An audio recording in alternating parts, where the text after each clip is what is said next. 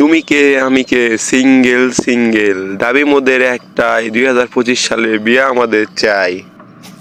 আমি একটা জিনিস বুঝলাম না, 2025 সালে কি দাবি আনার মৌসুম? যাই যেভাবে পারছে দাবি আনছে।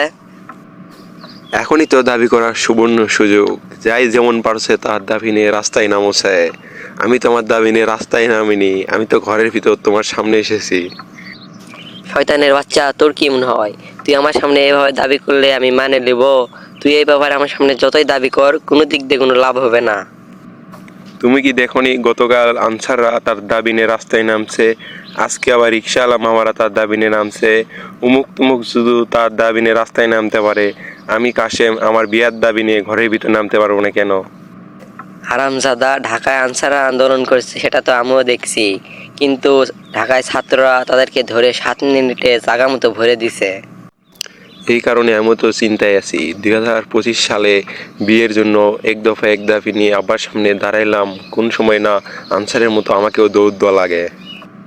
কেবল একটা নতুন সরকার গঠন হলো, কিছু মাস হলো, যাই যার মতো দাবি নিয়ে রাস্তায় নামছে, এদেরকে তো প্রশ্ন করার দরকার, এরা এতদিন কই ছিল? আরে এখন তো দাবি করা অভ্যাস হয়ে গেছে, যাই যার দাবি নিয়ে রাস্তায় নামে। এখন বলো আমার দাবি নিয়ে তোমার মতামত কি?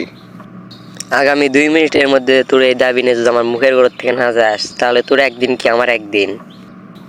বাপরে, এখানে আর থাকা যাবে না, আগামী 2 সেকেন্ডের মধ্যে এখানে চলে যাচ্ছি, আমার দাবি এমনি পূরণ হয়ে গেছে।